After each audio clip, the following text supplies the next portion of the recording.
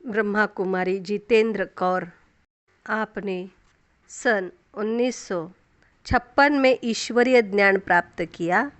आपका पूरा परिवार ईश्वरीय ज्ञान में समर्पित परिवार था। दिल्ली पांडव भवन में ईश्वरीय सेवा अर्थ रहे ब्रह्मा कुमार भ्राता ब्रजमोहन जी आपके ज्येष्ठ पुत्र हैं। आपने मथुरा सेवा केंद्र पर रहकर ईश्वरीय सेवा की। जब से आपको साकार बाबा ने मथुरा में सेवा के लिए भेजा, तब से लेकर अंतिम दिनों तक आपने वहीं रहकर ईश्वरीय सेवा की। ईश्वर की आज्ञा शिरोधार्थ के संकल्प को साकार करके दिखाया। माताओं में आज्ञा पालन का गुण बहुत शक्तिशाली होता है। किसी भी परिस्थिति में पिता की या पति की आज्ञाओं का उल्लंघन नहीं करती है। ऐसी ही एक माता की अलौकिक जीवन गाथा का हम यहाँ उल्लेख कर रहे हैं, जिनको बाबा ने कहा कि बच्ची तुमको नष्टो मोहा बनना है और दूसरे स्थान पर बाबा की सेवा करनी है। इस माता ने बाबा की आज्ञा अनुसार मथुरा में एक नया सेंटर खोला और अंत तक उसी सेंटर पर रहकर तन मन धन से ईश्वरीय सेवा करती रही। इनका नाम है ब्रह्मा कुमारी जितेंद्र कौर। आज वे हमारे साथ नहीं है। बाबा की बेहद की सेवा के लिए नया शरीर ले चुकी है। उनके पुत्र ब्रह्मा कुमार ब्रजमोहन जी उनके बारे में बता रहे हैं। मेरी माता का नाम जितेंद्र कौर था, लेकिन बाबा ने उनका नाम फूल चमेली रखा था। हमारा सारा परिवार लगभग एक ही समय पर सन 1955 में ज्ञान में आया। माताजी के ज्ञान मार्ग में चलने की भी एक रोचक कथा है। हमारे पिताजी आर्य समाजी विचारों वाले थे। उनका नाम था जगदीश राम। हमारी माताजी और उनके लौकिक परिवार वाले राधा स्वामी के अनुयायी थे। माताजी ने भी राधा स्वामी गुरु व्यास जी से नाम मतलब दीक्षा लिया था। माताजी ज्ञान में आने से पूर्व हमारे घर में हर हफ्ते राधा स्वामी माताओं का सत्संग चलाती थी। माताजी कभी कभी पिताजी से कहती थी कि आप भी गुरु के पास चलो, गुरु बनाओ, परंतु पिताजी मानते नहीं थे, क्योंकि आर्य समाजी मनुष्य गुरु को नहीं मानते। एक दिन पिताजी दिल्ली के कमला नगर सेंटर पर गए। उनको योग में रुचि थी। वे शारीरिक योगासन किया करते थे। किसी ने उनको कहा था कि वहाँ पर देवी आई हुई है, वे योग सिखाती है। तो पिताजी ने सोचा कि शारीरिक योग सिखाती होंगी। ऐसा समझकर सेंटर पर गए। उस समय दिल्ली में एक ही सेंटर था, कमला नगर। पिताजी को इतनी लगन लग गई कि वे रोज़ सेंटर पर जाने लगे और हमें भी ज्ञान सुनाने लगे। पिताजी को सेंटर पर जाते हुए 1 महीना ही हुआ था कि सत्संग में आने वाली कुछ माताओं ने माताजी से कहा कि सुना है आपके पति ब्रह्मा कुमारियों के पास जाते हैं। हमने सुना है कि ब्रह्मा कुमारियाँ घर परिवार छुड़ाती है, इसलिए आपको जाकर देखना चाहिए कि आपके पति कहाँ जाते हैं और क्या करते हैं। ऐसा न ही आपका घर बार टूट जाए। माताजी ने मुझे सेंटर पर भेजा जांच करने के लिए। ऐसी परिस्थिति में माताजी ने मुझसे कहा कि तुम अपने पिताजी के साथ जाकर देखो कि वह कहाँ जाते हैं और क्या सुनते हैं। मैं घर में बड़ा बेटा था और उस समय मैं लॉ की पढ़ाई पढ़ रहा था। मेरा एक छोटा भाई था जिसका नाम मनमोहन था। वह 11वीं कक्षा में पढ़ता था।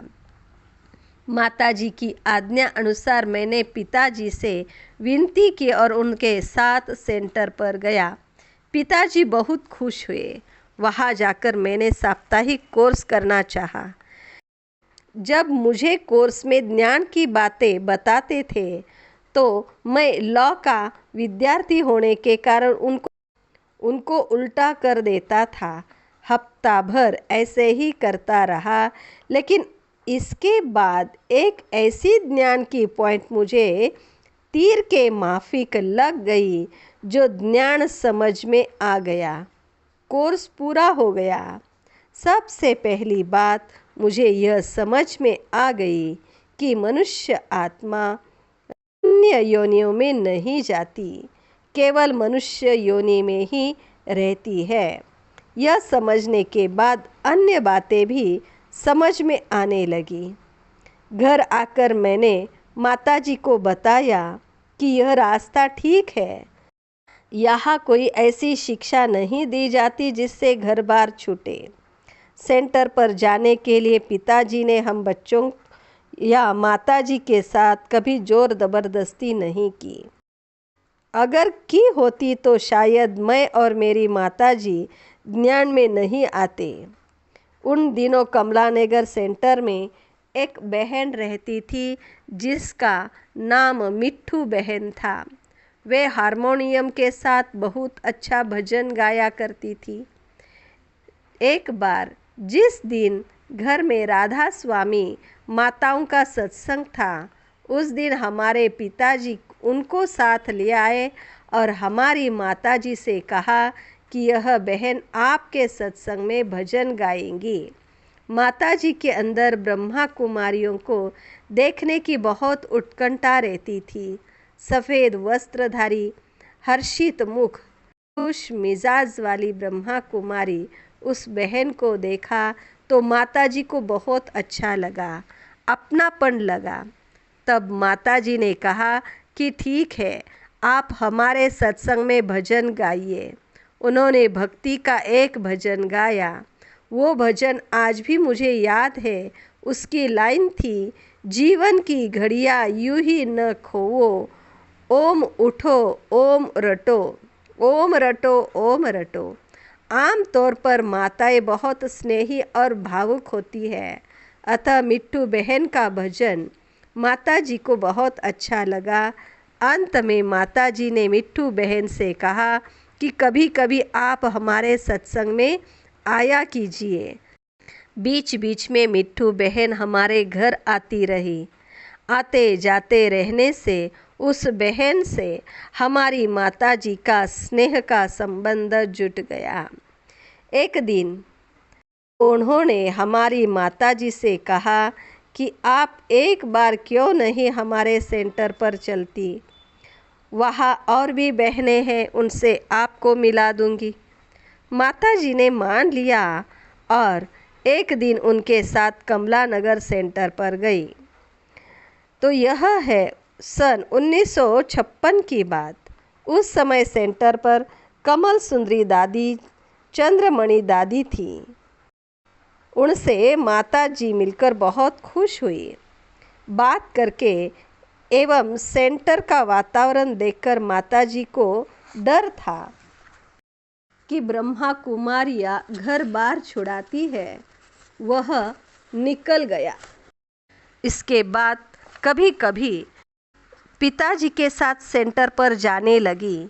धीरे धीरे ज्ञान में निश्चय दृढ़ होता गया।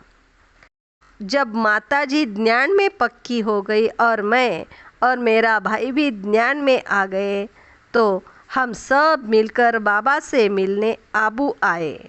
मम्मा बाबा से हम सब अलग से मिले। उन दिनों पूरा परिवार ज्ञान में बहुत कम होता था, इसलिए हमें बाबा से विशेष खातिरी मिलती थी।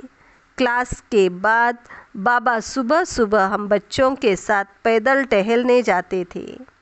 बाबा बारी बारी बच्चों की अंगुली पकड़कर चलते थे। इससे बच्चे बहुत खुश होते थे। चलते चलते बीच बीच में बाबा शिव बाबा की याद दिलाते थे कि शिव बाबा याद है। बाबा दोपहर में पहाड़ी पर ले जाते थे और शाम के वक्त नकी झील के पास ले जाते थे। उस समय माताजी के भक्तों को ज्ञान में परिवर्तित कर बाबा को सुनाती थी। उनमें से एक भजन मुझे आज तक भी याद है। वह इस प्रकार था कि मुझे शिव बाबा मिल गए, किया न जप तप न की तपस्या, पल में सुलझी मेरी समस्या। मम्मा बाबा माताजी को बहुत प्यार करते थे।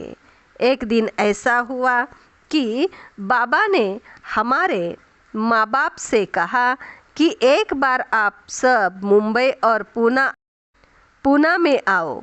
वहाँ के सिंधी लोग समझते हैं कि यह संस्था सिर्फ सिंधियों की है। इस बाबा मतलब ब्रह्मा बाबा को वो सिंधी मानते थे।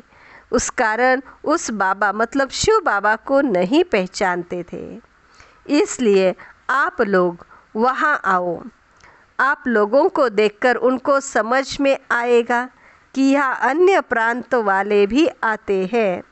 सन 1958 में हम सब मिलकर परिवार वाले उन दोनों जगहों पर गए। बाबा ने हमें अनेक सिंधी परिवार वालों से मिलाया। हमारा घर दिल्ली करोल बाग में था।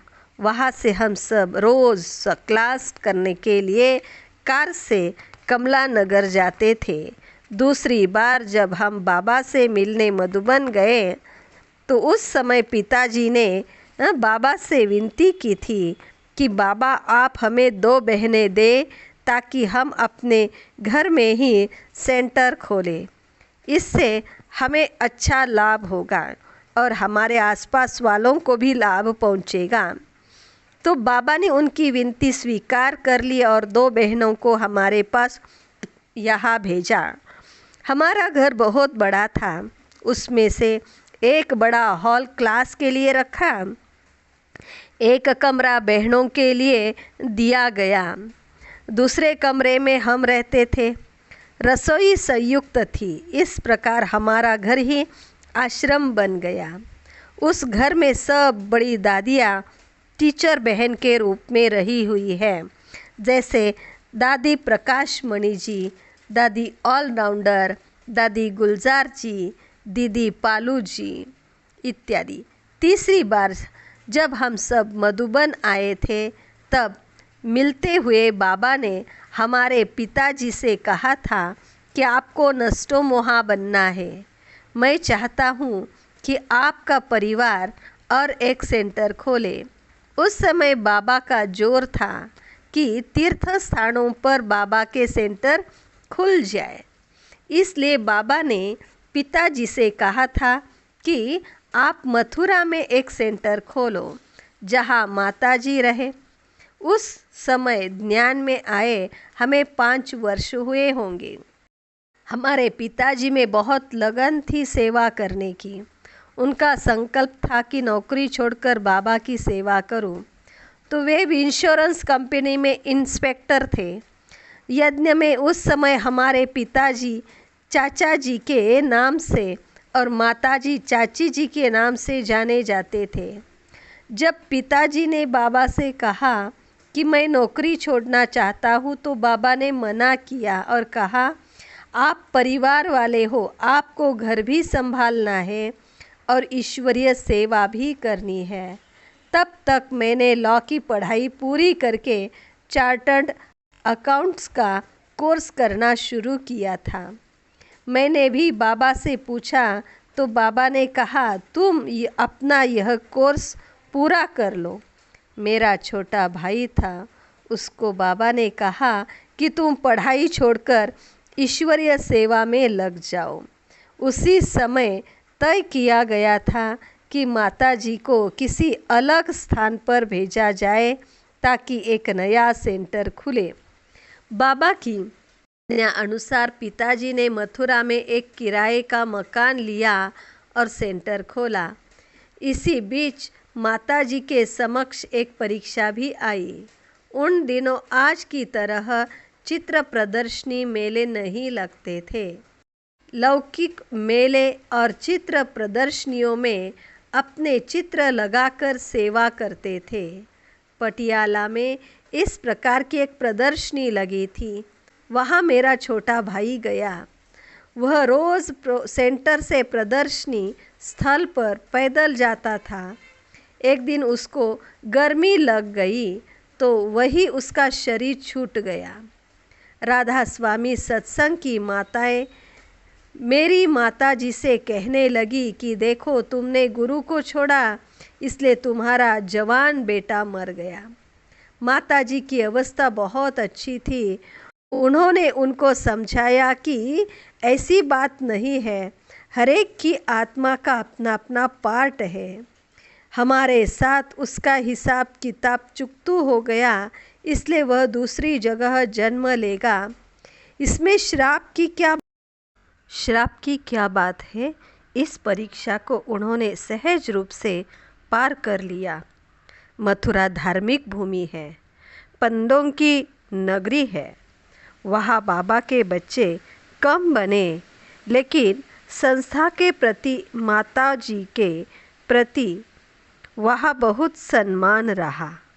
मैं भी बीच बीच में वहाँ आया करता था। मैंने देखा माता जी का शरीर उनका साथ नहीं दे रहा था।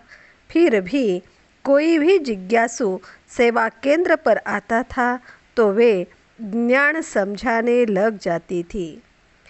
ऐसा लगता था जैसे कि उनकी सारी बीमारी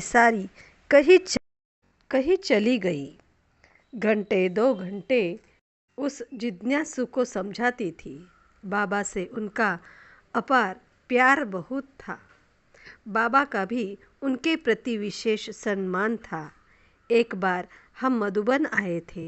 हमेशा मैं आबू रोड से आबू तक बस में आता था। एडवांस बुकिंग होती थी 4 आने से। जाने की टिकट भी मैंने एडवांस कराई थी। जाने से 2 दिन पहले माताजी बाबा के पास गई। बाबा ने पूछा, कब जा रही हो? माताजी ने कहा 2 दिन के बाद। बाबा ने फिर पूछा, कैसे जा रही हो? माताजी ने कहा, ब्रजमोहन ने बस की टिकट एडवांस में बुक कर ली है, बस में जाएंगे। बाबा ने कहा, क्या यह तुमको बस में ले जा रहा है? बुलाओ उसको। मैं आया और बाबा ने कहा कि तुम अफसर हो, माता को बस से भेज रहे हो? नहीं, उसको टैक्सी से भेजो। मैंने कहा, जी बाबा, अभी टैक्सी का प्रबंध करता हूँ। माताजी ने समझा, देखो मेरा बेटा बस में भेज रहा है, लेकिन बाबा मुझे टैक्सी में भेज रहा है। कितनी इज्जत करता है। वह मधुबन बहुत बार आती रही। मम्मा बाबा का प्यार उन्होंने बहुत पाया। उनमें सेवा भाव कूट कूट कर भरा हुआ था। जब से बाबा ने माता जी को सेवा के लिए मथुरा भेजा, तब से लेकर वे अपने अंतिम समय तक, अर्थात सन 2000 तक, दिसंबर तक मथुरा सेंटर पर ही रही। उन्होंने 93 साल की उम्र में शरीर छोड़ा। अंत के कुछ समय मथुरा में बहुत बीमार होने पर हम दिल्ली ले आए।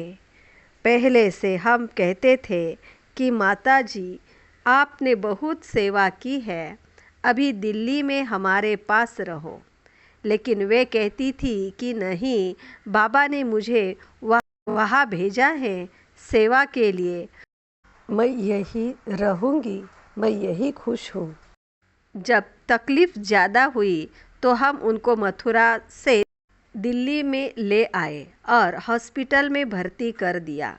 कुछ दिनों के बाद वे ठीक हो गई, लेकिन कमज़ोरी बहुत थी। डॉक्टर ने कहा, आप उनको घर ले जाइए, अभी ये ठीक है। मैं रोज़ सुबह उनसे मिलने जाता था। डॉक्टरों ने जब कहा कि आप उनको ले जा सकते हैं, तो मैं अगले दिन सुबह एम्बुलेंस लेकर गया उनको डिस्चार्ज करा के घर ले चलने के लिए। लेकिन वार्ड में जाकर देखा तो आत्मा पंछी उड़ गया था। मैं समझता हूँ कि हमारे पहुँचने से 10-15 मिनट पहले ही आत्मा पंछी उड़ गई होगी। उनके साथ मथुरा की एक बहन भी थी। उनको भी आश्चर्य हुआ, क्योंकि सुबह को उनको स्पंज से उन्होंने स्नान भी कराया था और कपड़े भी बदले थे। इस प्रकार उन्होंने बिना कोई कष्ट के इस नश्वर शरीर को त्याग दिया। उनका अंतिम संस्कार दिल्ली में किया गया। उनका अस्थि विसर्जन मथुरा में किया गया। लगभग 2,500-3 हजार लोग अस्थि विसर्जन के समय जमुना जी के कंठे पर आए थे। वहाँ के अनेक गणमान्य लोग और व्यापारियों ने अपनी अपनी दुकानों से बाहर आकर श्रद्धांजलि अर्पित की। इस प्रकार अत्यंत सम्मानपूर्वक उनका अस्थि विसर्जन का कार्य पूरा हुआ। उनकी क्या विशेषताएं थी? उत्तर: वे बहुत शांत स्वभाव की थी, बहुत साधारण थी। उनमें सांसारिक आसक्तियाँ नहीं थी। शुरू से ही वे बहुत साधारण थी। ज्ञान में आने से वे खद्दर के कपड़े पहनती थी। लौकिक में भी उनको सेवा का बहुत शौक था। ज्ञान में आने के बाद उन्होंने बहुत लगन से, प्यार से ईश्वरीय सेवा की। बाबा के बच्चों से और यज्ञ से उनका बहुत प्यार था। वे नोस्टोमोहा थी। जब से बाबा ने उनको मथुरा भेजा, उसके बाद वे हमारे पास आई ही नहीं। हम ही जाते थे उनसे मिलने। दूसरा प्रश्न: आप दोनों बच्चों के प्रति ज्ञान से पहले और ज्ञान के बाद उनका व्यवहार कैसा था? उत्तर: पहले भी उन्होंने हमें आज़ादी दी थी। बाद में भी किसी बात में विरोध नहीं किया। पहले भी उन्होंने हम सबको प्यार एवं सम्मान से पाला और ज्ञान में आने के बाद भी उनको बच्चों के प्रति पूरा विश्वास था। वे जानती थी कि मेरे बच्चे सदा सही ही करेंगे। वे भाषण आदि नहीं करती थी, लेकिन करने वालों को आगे बढ़ाती थी। अपने साथ रहने वाली कन्याओं की उन्होंने बहुत प्यार से पालना की।